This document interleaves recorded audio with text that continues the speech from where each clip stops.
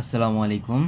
আজকের ভিডিওতে আমরা এইচএসসির হায়ার ম্যাথের চ্যাপ্টার 4 বৃত্তের একটা অঙ্ক সলভ করব। সো এটা হইতেছে যশোর বোর্ড 2023-এর অঙ্ক। আমরা করব খ নাম্বারটা, শুধুমাত্র আমরা খ নাম্বারটা করব। তো খ নাম্বারের জন্য আমাদের দৃশ্যকল্প একটা লাগবে। তো এখানে বলা হয়েছে দৃশ্যকল্প একে x is equal to 0, y is equal to 0 এবং এক্স ইজ ইকুয়াল টু 10 তিনটি সরলরেখার সমীকরণ আমাদের বের করতে বলছে। দৃশ্যকল্প একে সরলরেখা তিনটিকে স্পর্শ করে এরূপ বৃত্তের সমীকরণ নির্ণয় করো। অর্থাৎ আমাদের বের করতে হবে এমন একটা বৃত্ত যে বৃত্তটা এই তিনটা সরলরেখাকে স্পর্শ করছে এবং সেই বৃত্তের সমীকরণ আমাদের নির্ণয় করতে হবে। আচ্ছা, তাহলে আমি একটা অ্যাডভাইস দিব তোমাদের সবাইকে যে স্পেশালি বৃত্ত যখন করবা তখন চিত্র এঁকে নিবা। চিত্র এঁকে নিলে বোঝাটা খুবই সহজ হয়। যেমন এখানে প্রথমে বলছে এক্স ইজ ইকুয়াল টু 0, তারপর y is equal to 0, x is equal to 10, এই তিনটে সরলরেখা। তো এক্স ইজ ইকুয়াল টু 0 মানে কি?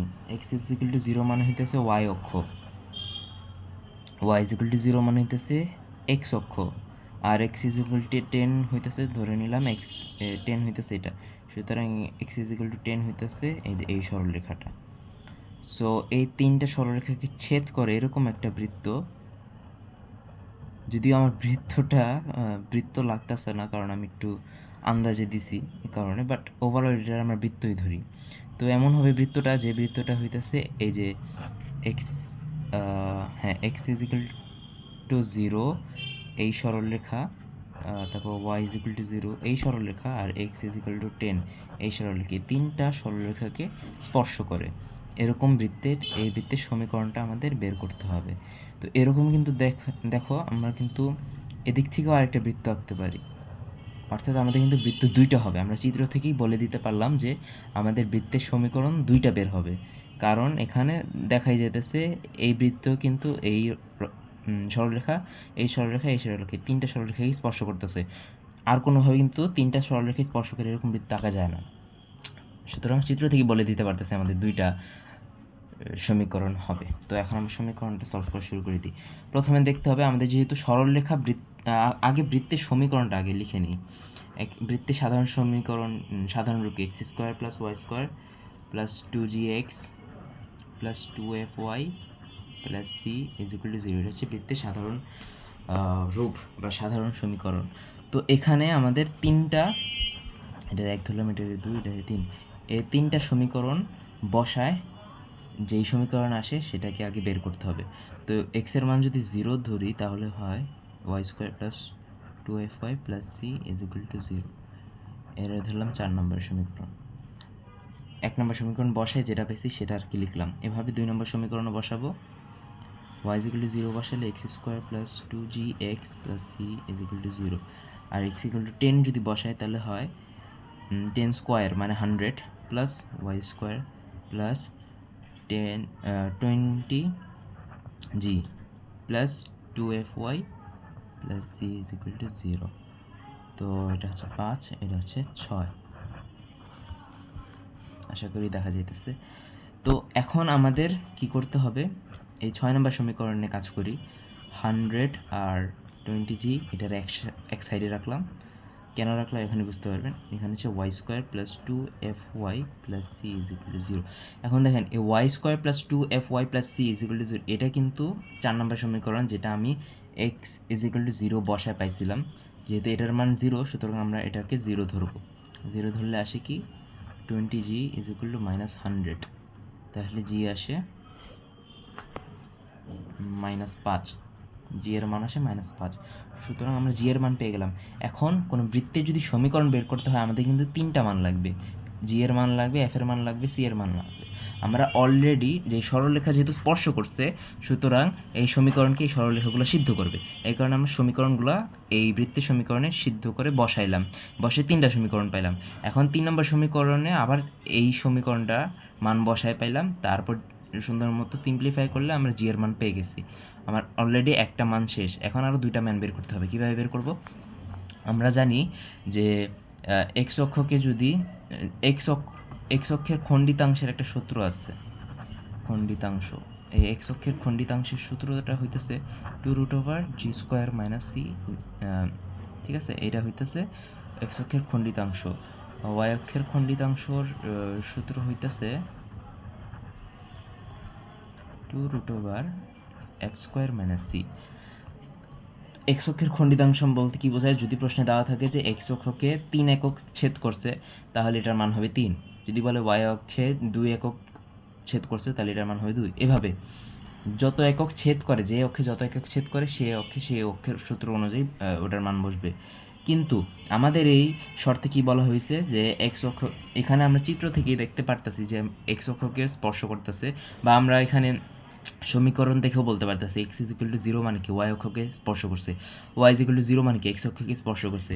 যেহেতু এরা এক্স অক্ষে স্পর্শ করছে, এক্স অক্ষ থেকে কিন্তু কোনো অংশ বা কোনো একক ইউনিট পরিমাণ কিন্তু কাটে নাই, অর্থাৎ স্পর্শ করছে, সুতরাং এর পরিমাণ হবে 0। সেম ওয়াই অক্ষের ক্ষেত্রেও যেহেতু স্পর্শ করছে, ওয়াই অক্ষ থেকে কোনো অংশ ছেদ করে নাই বা কাটে নাই, এই কারণে এটার মানও 0ই হবে। এখন এই সূত্রটা কিভাবে আসছে, এটা বুঝতে হলে আমাদের, এটা হচ্ছে আমার এসইউ আহমেদের বইয়ের পৃষ্ঠা 111-তে, এই যে এখানে এটার ব্যাখ্যা দেওয়া আছে। তো আপনারা তোমরা কেউ যদি আগ্রহী হও এই জিনিসটা পড়তে পারো, যদি তোমাদের টাইম থাকে তাহলে পড়তে পারো, এখানে বলা আছে কিভাবে হয়েছে। তাছাড়াও যদি তুমি আরও ভালোভাবে বুঝতে চাও তাহলে কমেন্ট করে লিখতে পারো যে এই নিয়ে একটা ভিডিও লাগবে, তাহলে আমি এই নিয়ে ডিটেলস আরও ভিডিও বানাবো। এর জন্য আমার চ্যানেলটা সাবস্ক্রাইব করে রাখো। সো এখন যেহেতু আমরা দেখছি যে 2√g² - c = 0, সুতরাং আমরা বলতে পারি যে g² = c। এখন জি এর মানটা সুন্দর মতো বসাই দিই, তাহলেই হয়ে যাবে। তো সি এর মান আসে 25। এখন দেখো আমরা জি এর মানও পেয়ে গেলাম, সি এর মানও পেয়ে গেলাম, এখন এফ এর মান বাকি, তাহলেই আমাদের সমীকরণটা হয়ে যাবে, উত্তর হয়ে যাবে। তো ওয়াই অক্ষের খণ্ডিতাংশ কিন্তু এটাও 2√f² - c = 0, সুতরাং f² = c। এখন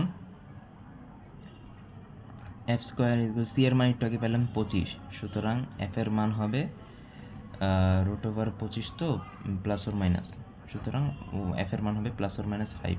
এখানে +or- দিলাম কারণ কোনো যদি বর্গ থাকে, যেহেতু f² ছিল, f² রুট করলে আমরা সবাই জানি +or- হয়, কারণ এখানে যেহেতু একটা কোয়াড্রেটিক ইকুয়েশনের ক্ষেত্রে স্থানাঙ্ক যেহেতু, এই কারণে +- দুই ক্ষেত্রেই হবে। এটা যদি দৈর্ঘ্য হতো তাহলে শুধু প্লাস নিতাম, কিন্তু এখানে যেহেতু উভয় অক্ষই আছে, এক্স অক্ষ ওয়াই অক্ষের +- উভয় সাইড আছে, এই কারণে আমরা +- দুইটাই নিছি, এই কারণে f = +or-5 আসছে। আর আরেকটা বুঝতে হবে যে এখানে যেহেতু +or- আসছে, এর মাধ্যমে বোঝা যাইতেছে সমীকরণ দুইটা আসবে, একটা প্লাস দিয়ে একটা মাইনাস দিয়ে। তো আমরা কিন্তু 3টা মানই পেয়ে গেছি, যে 3টা মান আমাদের দরকার সমীকরণ গঠনের জন্য। সুতরাং এখন আমরা সমীকরণটা গঠন এদিকে লিখে দিই, যেহেতু সব মান পাওয়া হয়ে গেছে, সুতরাং আমরা লিখে দিতে পারি x² + y² + 2 * g এর মান বসাই দেব, 2 f এর মান বসাই দেব +or-5 প্লাস c এর মানও বসাই দেব = 0, বা এটাকে একটু সিম্পলিফাই করলে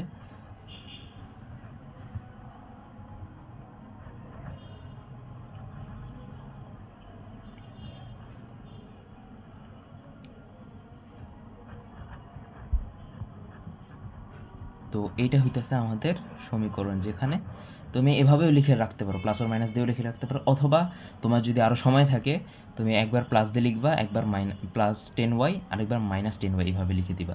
তো আমার যেহেতু এত সময় নেয় আর আমি এটা কি প্রেফার করি, সুতরাং আমি +or- দিয়েই লিখে দিতেছি। সো এটাই হইতেছে অ্যান্সার। আমাদের প্রশ্ন কি চাইছিল যে দৃশ্যকল্প একে সরলরেখা 3কে স্পর্শ করে এরূপ বৃত্তের সমীকরণ নির্ণয় করো। তো সমীকরণ আমরা বের করে ফেলছি, এই যে অ্যান্সারও দেখো দেওয়া আছে, মিলে গেছে। তো এভাবে যে কোনো একটা ম্যাথ আমরা অ্যাপ্রোচ করতে পারি। তো আজকের জন্য এতটুকুই। আরও ভিডিও যদি চাও তোমরা তাহলে কমেন্ট করতে পারো, আর সাবস্ক্রাইব করে আমার পাশে থাকবা। ধন্যবাদ সবাইকে।